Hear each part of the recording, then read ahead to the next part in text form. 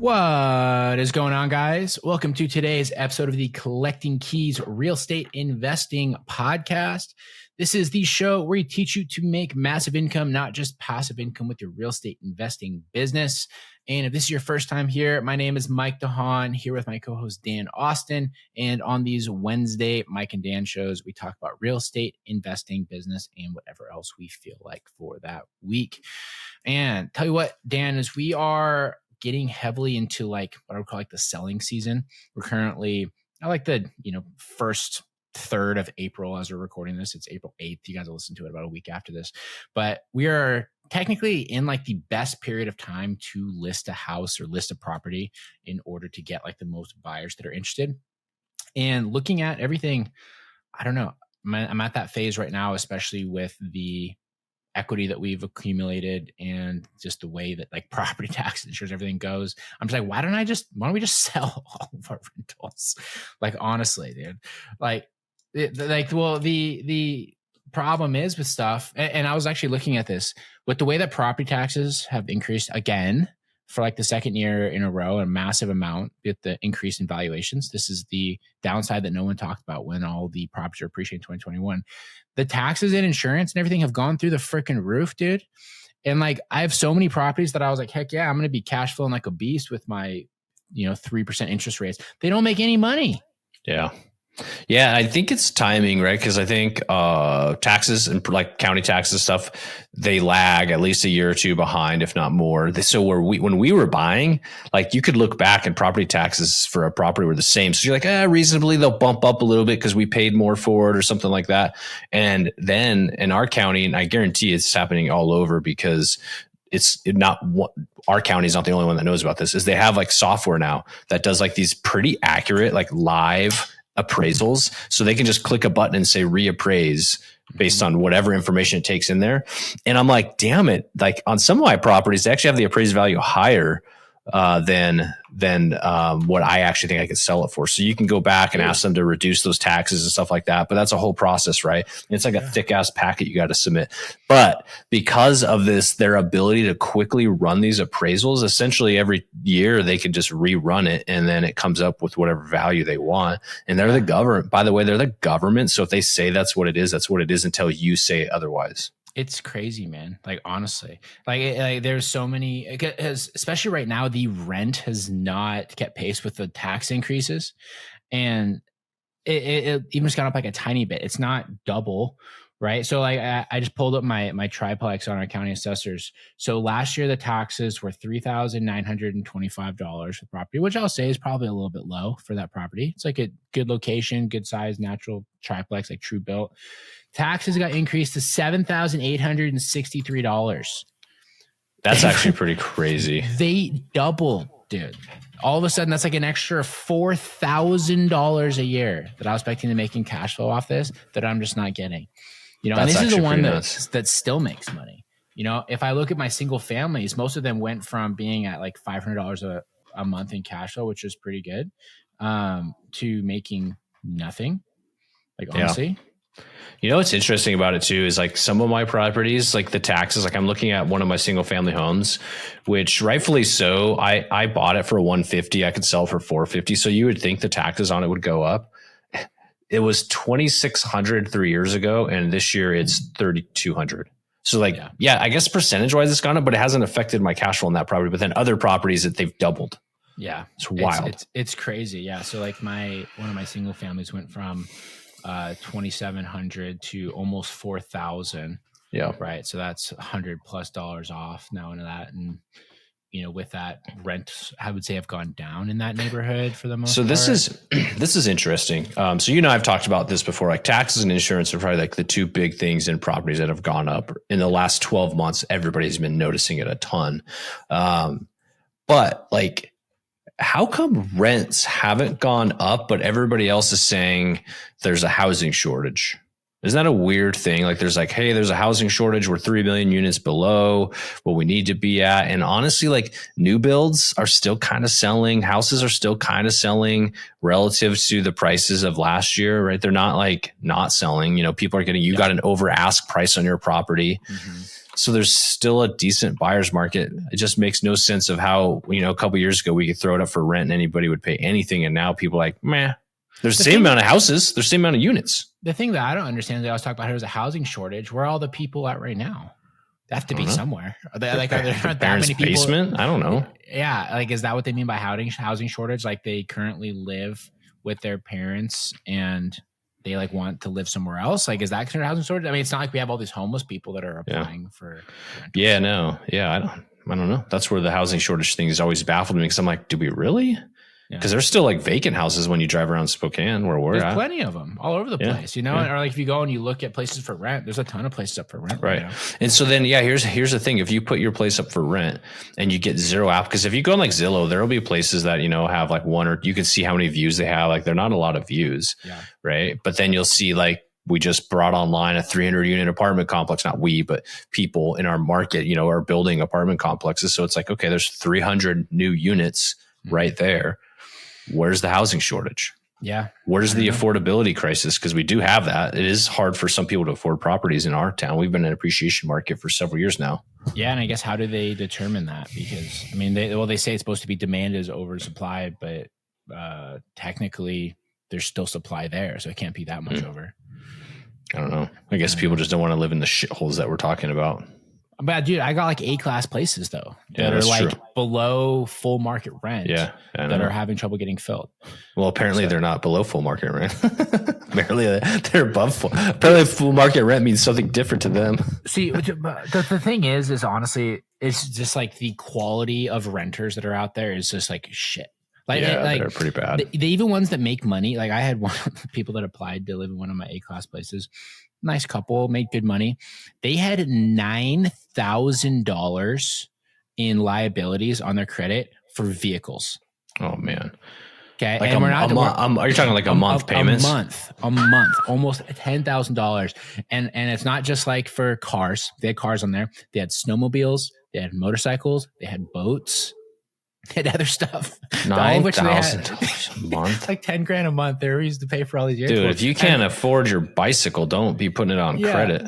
And they were calling us and they're like, they're really complaining because they're having a really hard time finding somewhere to go and they needed to find somewhere to go now because the property they were in was being sold. I'm like, yeah, I bet you do. It's because you have more than the average household income in vehicle liabilities. That's you're going to be hard lot. for you to find anywhere. And you're renting. And also, too, I'm sitting here thinking, I'm like, I don't really want to have them rent my properties. Where the hell are they going to put all these vehicles? In the driveway? Yeah. On the streets. HOA is going to be pissed. I know. Yeah. But yeah, there's been like weird ones like that. Or there was another one that applied for a different property that I had. They had 3 animals that were like emotional support animals. They didn't have 3 people. That's super just common. 3 emotional support animals for one person. Yeah. And they'll say one's mixed. And you're like, okay, I know what that means. It's a pit bull.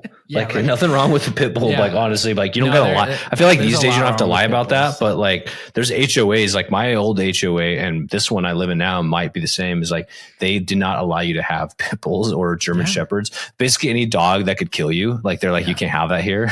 Like which I think is a perfectly valid thing, right? Like honestly, and it's not that they're discriminating against people because they usually, certain demographics use pit bulls. It's like you are looking to bring an animal that has the potential to kill the child that's in the street that is playing whatever. It's like, oh well, Great Danes could do that too. I was like, yeah, but like their temperament, they're much less likely. Yeah. Right. Like honestly, it is. What is the likelihood of that happening? 2 things I don't like in this world. I will not live with an animal that can kill me and eat me alive. Like I said, I love, like all breeds, it's fine, whatever, but it's a principle. If you can eat me or hurt me, kill me, not going to be here. And I don't like weeds that can grow taller than me. Weeds that can grow taller than you? Like don't like it. How do you feel about not weeds? Are you like afraid of corn? No, trees are cool. Trees are cool. But like, you're out in the forest and there's these weeds getting in your face and you can't see over them. You don't know if there's a snake slithering in there. You just don't even want to fuck with it. That's really sucks for you too. Cause you're 5'4". So like everything's taller than you. Oh, wow. I tell you, don't take my inches away from me, dog. Oh you're man. At 5'4.5". I'll give it back to you. God. But no, it's just like looking at the whole portfolio though. And I know we've talked about this before around the opportunity cost, but I would say it's never felt like something that I'm more interested in doing than right now, especially because like you said, I just sold one of my rentals, which was my old primary, and I put it up at a price that, I thought was going to be too much. And even my realtors were like, okay, that's going to be like the maximum of what you're probably going to get for it. And I was like, yeah, it's fine. If I have to sit on it for a couple of months, that's fine. 20 grand over ask, 24 hours later, not going to hear me complaining about that. Right. And so I'm looking there's at definitely a demand.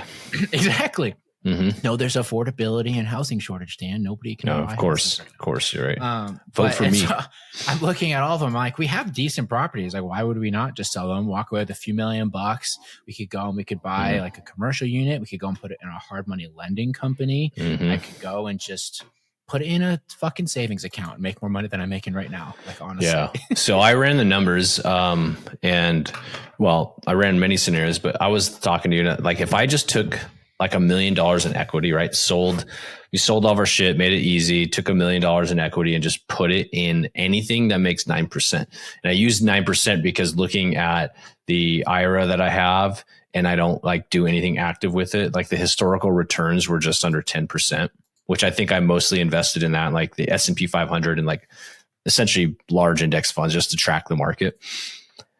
So it's reasonable to think, and I think the S&P 500 actually historically returns like 9%. So it's reasonable to think based on that, I could get 9%. So if I just did that and just put it in there, in 20 years, I would have $7 million. Yeah. And you're talking doing about nothing. Doing that. Yeah. I mean, I don't know. The problem I have with doing that with stocks is it like does go down, right? No, you could do it with anything. I'm just saying stocks, you should probably allocate something to like a 20% allocation or 30% allocation to something over here, something over there, debt fund, you have syndications. You could use, like, I like the idea of taking $200K and using that money to flip houses or something that you can actively do something with, but doesn't require like you all the time. So if you did like an allocation of 5 things across 20%, like you should reasonably be able to get 9%. Like if you can't, just fucking give up and go put it in the stock market and go put it in an S&P 500 fund and don't think. Yeah. I don't know. Like I said, the problem I have with stocks is sure you can get bigger things also go down. I also don't fully believe in like the stock market. I think a lot of it's kind of just like BS, right? Like they call it the giant financial casino for a reason. It definitely feels that way to me. And I understand people do make money off of it. I don't know. Like I would rather put it into like a debt fund or like my own kind of debt that is still in the asset class that I understand, which is real estate, and that I can hedge my risk appropriately there. And I can just get like a fixed return instead of having to, do like hold on to these properties where I have to worry about increased taxes, right? Or I have to, worry about major repairs that are going to ultimately happen on these properties, or I have to worry about the transaction costs. That's the other thing as well with a lot of these is realistically, when we sell these, there's going to be 7 to 9% that gets axed off of the value of it immediately when you go to sell it. So here, let me ask you this. So I guess ask you this then, because what you're saying is essentially, and I strongly believe in invest what you know. I do believe that. Do you think if you like, okay, so I'm saying I'm going to take $1 million of equity and I'm going to 7X that over 20 years, which isn't like amazing, right? But do you think your equity sitting in your properties is going to 7X in that same period of time? I would say no. Like if I look at like over the next 20 years, you said? Yeah. No. This is a 20-year timeline. I don't think so, because I think that the rapid appreciation that we've already seen in the market, like what I kind of view that as at this point, especially I've looked at how the last couple of years have gone. I really think that like the 2020 through 2022 real estate boom was honestly borrowing from the appreciation over the next 10 years. Right. And I do think that especially now, like affordability is still an issue. People generally aren't making more money. If anything, a lot of people are making less money. A lot of people that have bought homes are not planning to go anywhere. If they are, like for them to move up in price point is tricky with interest rates and different things. I don't know. I just feel like almost everywhere property prices are going to stay pretty consistent. Yeah. And so the only gains you're going to get are either from cash flow or from the debt paid out, which is not going to yield me a 7X return over 20 years. I think there's an argument saying that we didn't necessarily steal all the appreciation from the future. We probably caught up from like 2009 till 2020. Like we probably caught up a little bit, or 2018. And there's actually some interesting graphs that show, like, and I don't remember any of these graphs, so don't quote me on this shit, but like some graphs that kind of show like these, like this dip and then like the actual trend of where it should have been and us kind of catching up in this time frame. However, that doesn't mean that there's not going to be any changes for the next 3 to 5 years, which I think there's a good chance that you're not going to get a major increase in equity. And also, like, it seems like a headache. It does to own these, right? So unless you go bigger, unless you go and buy a bunch more, like a pile more, which I think you should. Like, I think all this to be said, like, if you're out there building a portfolio right now actively, especially if you're getting started, like, I think you should. Like, I don't think that's a bad thing. It's just like, for us, what we're like pontificating here is like, what if we just took this chunk of equity now that we have it, because we built it doing something we know, and we were able to do all this value add. And one of the reasons why we have a good fair amount of equity is because we did some major value add stuff. We bought at a deep discount. We added a ton of value doing conversions, or just like cleaning these places up, getting them refinanced, all that sort of stuff. Or we added tenants, increased rents. So we did value add to increase the value here. Now we have this chunk of equity, multi 7 figures. So what do we do with that to continue a massive growth, and also optimize that money while we're creating massive income from other business streams? Because we're still out there wholesaling and flipping and stuff, all that sort of stuff, right? Yeah. Well, I mean, and we did all that combined with the fact that we were doing a rapidly appreciating market. Like, if you're being completely honest, we got fully lucky on that, and that like was our Bitcoin, honestly, right? And like, it almost makes more sense to me to sell out of all the ones we have, realize those gains, and then almost like start over, honestly. Like set it back to, you're buying things at a discount at the current market value, assuming they're not going to go down. You have realized your gains from your previous deals, right? And you're going to start just like building it up now, and then you will have an equivalent sort of future appreciation based off of the current values and not off of like the past values. You know, it's like if you bought Amazon at $10 and it went to $100, right? Do you just keep letting it run, or do you realize those gains and then you start buying again at $100, right? What they call it, the dollar cost averaging. Kind of where basically you rebuy in and you exit at different points while you own it. I think you can do the same thing with real estate, honestly. Yeah. I think you should. I definitely think you should do that. I mean, I guess you could just have a long-term game and just like, I'm just going to always add to these assets and always pay these assets down. To me, that's less of an active position. And anytime you're taking a less active position, you're going to typically make less money. Totally. Right. The more passive it is, it's like being an LP in an apartment syndication. You're going to make much less money, dollar for dollar, cash on cash return than you would if you were the one managing that whole process of the acquisition and all that stuff. Yeah. I mean, and you can even recapture that equity and use it to buy a larger set of assets, right? Like a larger portfolio, honestly. So like right now across our stuff, we have like a 40% equity position. At least I do across a lot of mine. If I sold all of those and I rebought into things that were, I was either able to buy at a discount that I was able to pull out my money, or I was able to buy, even if I was doing it traditionally where I was putting 20-25% down, now numbers wise, it's like a larger total value versus like the 40% equity that I have. So I wanted to keep playing the real estate game exactly the same. I could just re-leverage into a higher level of debt, right? Step it up. Yeah. So I don't know. It's just like, it's one of those, like when I have all this money tied up, it's just like, and I'm not getting the return on it. It's just hard to get excited about it. But it's funny. One of the challenging things that I have is, we have a freaking real estate podcast and we have the scale community, there's other things. And it's like, if I feel like if I sell all of my stuff, I have like an identity crisis. Yeah. It's like, who are you? I'm no longer the real estate investor guy, right? Because I sold all of my properties. And is that a bad thing? I don't know. You should hit me up on Instagram at Mike_invest and be like, you're a fucking sellout if you sell your properties. Don't do that. Total sellout, dude. So total sellout. Yeah, I think there's probably something to be said about that. But I mean, most of our skill and education doesn't really have anything to do with property management. Sure. Yeah. Or even owning properties, because that stuff's pretty easy to figure out. Yeah, it's fine. Yeah. It just comes down to like, what is the correct financial decision to do for that opportunity cost? Because I also do think that like right now, I do think it is a pretty strong time to sell properties because it has been slow for the past couple of years. People are like sort of starting to wake up and get excited about it again. And if I look, they keep saying that there's an affordability and a supply and demand issue. I'm like, well, does that mean that the demand is limited? And after a period of time, that demand's going to go down again. And so we're going to miss the window. I don't know. Maybe. Yeah. I think too, there's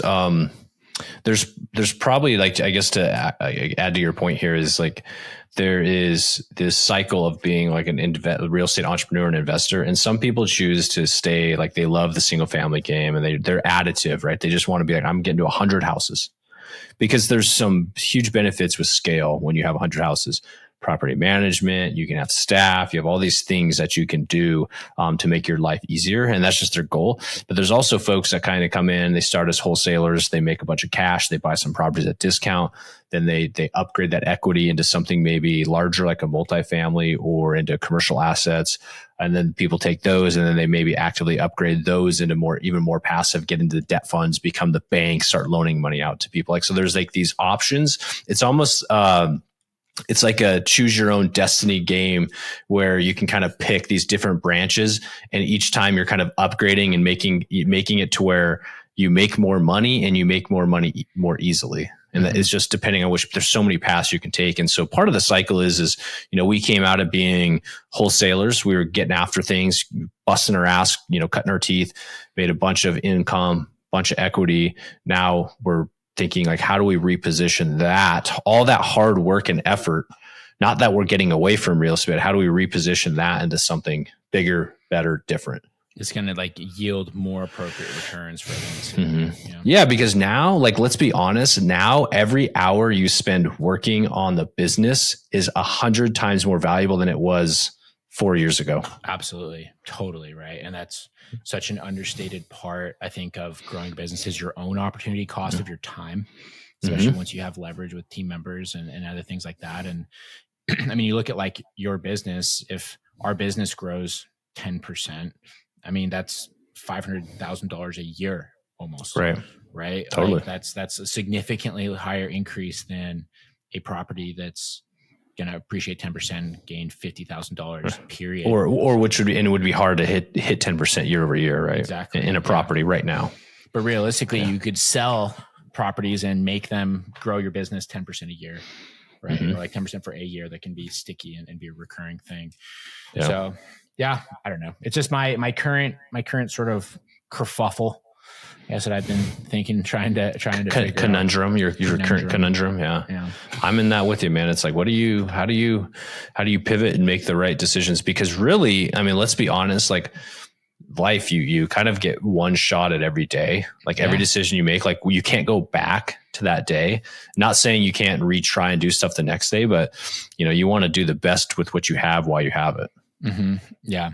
I mean, I think, was it Hermosi's thing with that? He goes, every year that you make $90,000 a year is, it takes away from, your opportunity cost is like $900,000 because you didn't know how to make $1 million that year.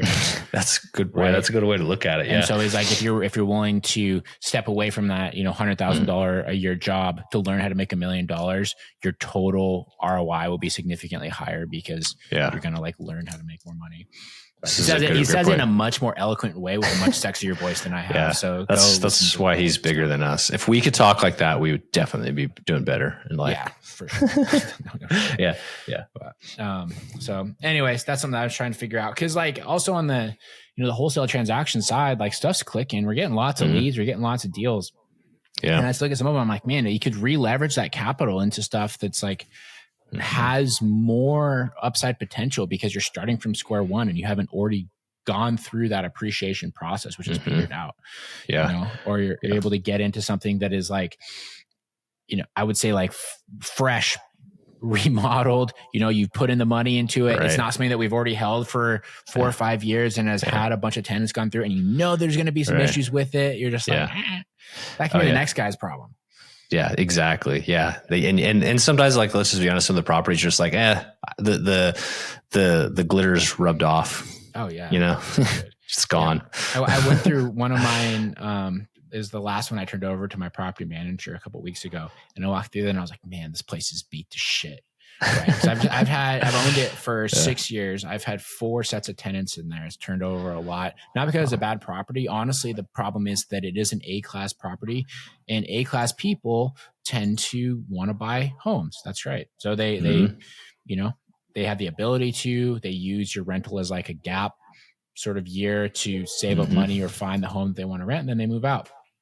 every single move in and move out, you have people moving boxes, moving furniture, rubbing up against walls, doing it like, the move outs are where the worst things happen, dude. Yeah, always. Yeah. And like after you repair things so many times, you're just like, man, the floors are beat up to hell, like the trim, like all these things. Like I could get the house ready to sell and like it look tip top again. It's going to cost me $20,000 to do that. Yeah. So there goes the entire earnings from the entire time that I owned it. Yeah. Yeah. The interesting about a lot of that stuff is you can't use like tenant deposits for normal wear and tear, which is all that stuff is normal wear and tear, right? So I know. Either. But that reminds me of we went Mike and Dan OG style walked the property together this weekend and talk about some repairs on the DIY homeowner stuff. Like that was pretty cool. Yeah, there's some weird stuff. I want to know what the water situation was. We're also getting the true acquisition sales experience right now because the lady has since ghosted me. I figured she didn't. Dude, I think here. Okay, so let's talk about this. So she wants 175. Yeah, which is a great price. Let's be honest for that house. The water issue is a big thing. I don't think it is a big deal. Like to be honest, yeah, we should have talked about that beforehand. Like I don't think it is. It's right below where the bathroom's at. All the plumbing's right there. Okay. There's cast iron sewer, and just like the plumbing, right? Like the lines, you could see somebody had done some repairs. So it's probably just the toilet leaking down there or something like that. Nothing big. Sure, but it was a gross house. It needs for a, what do you think? How many square feet is that upstairs? 900,000. Yeah, it's 1,100 maybe. I think 1,100 is online.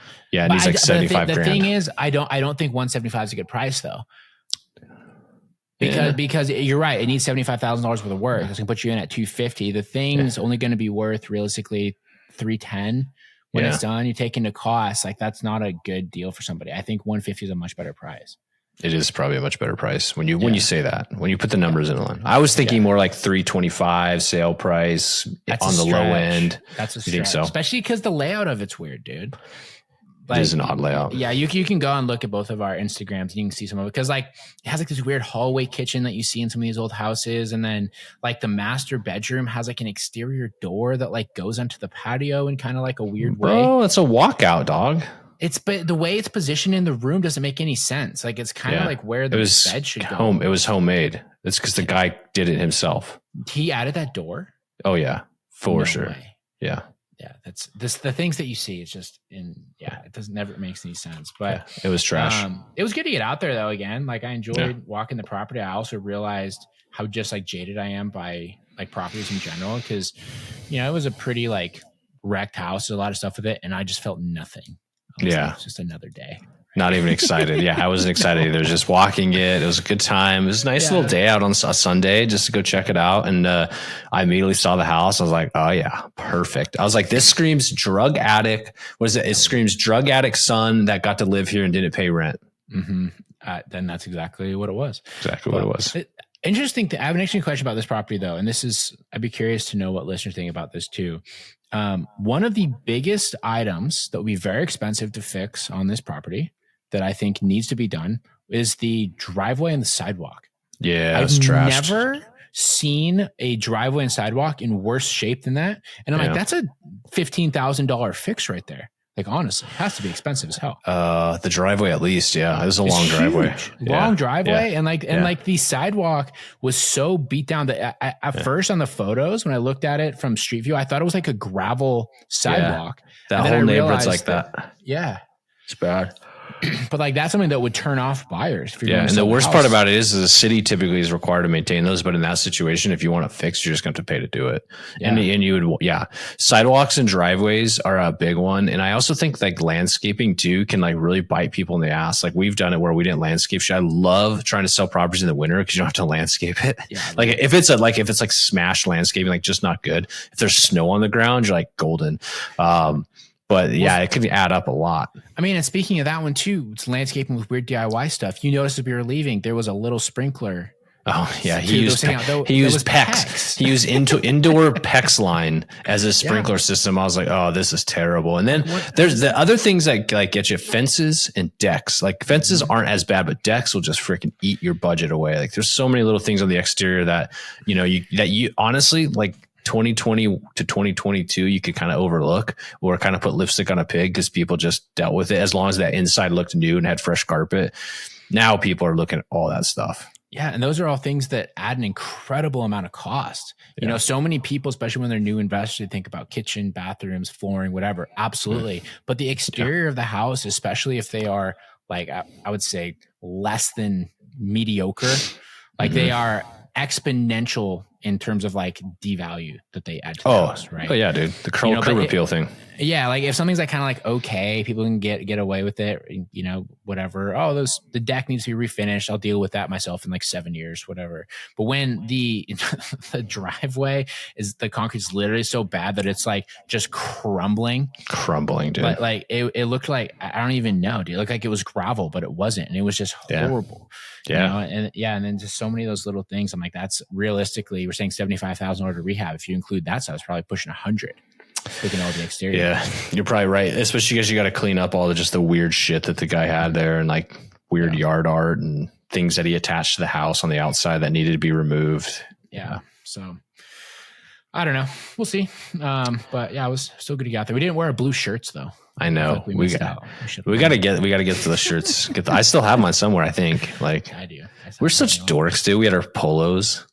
Or 2 polos. Those were the good old days. I just like that's like still our photo of like on the Collecting Keys website. But that we took those before we'd ever done a deal. I know. Downtown. We went to like the park, got like a nice background with some iconic fixtures, the clock tower in the background. And oh man. Our wives were like, you guys are so dumb. You haven't even bought anything. We're like, we're gonna be so rich. Shut up. We showed them and they still don't care. Yeah, no shit. We did show them. They're like, Stacey's like, my wife doesn't even know what properties we own. Yeah, right. Mine doesn't either. Yeah. All she knows is that every once in a while I have her like sign like a mortgage document saying that she will go into crippling debt if we fail to pay it, and she has no idea what she's signing. When I showed my wife how much debt we have, she was like, "What? How much?" I'm like, "Don't worry, we're good." It's all like 12 million. Don't worry. We got good DSCR. We're fine. Yeah. Hey, if it wasn't going to work, they wouldn't give us the debt. Okay. So that's true. The banks would not just write us a check if it wasn't a solid deal. Banks never give bad loans that they shouldn't be giving unless you're getting a subsidized loan and you're overpaying for a property that you definitely can't afford. As long as you're buying it from me, I don't really care if you do that. And you're giving me $30,000 over asking price. That's totally fine. Right. And you know how I know that's not true? We've lost money on houses. We have. I know shit. They will loan you money on a bad deal. God. We've only had a couple losses though. Here's the thing though, is it's not a bad deal for them. For them. Yeah. I mean, they're the ones that get paid. Yeah, exactly. Yeah, exactly. So, it's a good spot to be. Anyways. But yeah, just looking at the pipeline though. I don't know. I'll figure out what I want to do with him. Sell everything. What we should do is we can influence the market. We can just put all of our properties on the market and take everyone else's values because we undercut all of them. Totally. People will be like, look at this landlord trying to sell all this shithole properties. Yeah, that's what they'll think. How big do you think a portfolio needs to be to sell like as a portfolio? I'm gonna guess like 10 plus. I think 10. Yeah, like for a bank, 10 properties, like for a bank to look at, it's probably not just a unit size, but also a dollar amount. And then, and I think here's how I think about it. Like if we went to like our bank, depending on the mood that they're in, I feel like they would look at certain things if we were able to position it the right way. Like, hey, here's how good of a deal this is, for you guys to lend on it as a portfolio. I don't think right now they would do that unless it was like, I don't even know if we brought them 100 units right now, if they would lend on it as a portfolio right now. Maybe. They're just so weird right now, our bank specifically. Yeah. I mean, I don't know. I think it's because they've got the one guy that you and I both know that's like losing his ass, and like he's a huge part of their balance sheet. He was literally like a quarter of their balance sheet. We should ask Matt about that and see if he knows anything. Was he allowed to tell us? Like, do they have like HIPAA for banks where like they can't tell? I don't want his social security number. I just want you to know, wink twice if this dude is fucking up your balance sheet. We'll get him liquored up on the golf course. What you got to do is you just got to wait. Like if you ever want to find dirt on somebody, just wait for the one piece of negative press come out about them. And then you can ask about that. And then the people are like, oh, that was already in the local paper. Perfect. They'll tell you everything. Yeah. But if that guy's a dirtbag. Before that initial seal is broken of, can we? Nobody wants to be that guy. Nobody wants to, especially if there's still money to be made. Yeah, except for us, like more than happy to. Yeah, we definitely popped the seal on that shit too quickly, too easily. Yeah. Anyways, cool. Well, it's enough rambling for today. Anything else you want to add on before we leave? No, let's get out of here. Cool. Right on. Well, thanks, guys. We appreciate you all listening. If you think that we should sell all of our properties, you should send us a DM on Instagram. Yeah, I'm at Mike_invest. Dan's at Investorman Dan. And will you hate us if we do that and think we're imposters? If you do, if you will think that, I don't think I'll care. But I would just I would just be curious to see a poll. Let's make a deal if you want to buy some shit. Yeah, right. If you want to buy a bunch of properties that I just told you don't cash flow very well anymore because of all the taxes, they're definitely not going to cash flow at current 8% rates. But, it's for, as all those sub 2 dorks say, it's for the long game. It's for people with a long-term vision. It's for a good, I'm just going to start saying it's for a good cause. It's for a good cause. It's for a good cause. FCY Foundation. I was going to say that, damn it.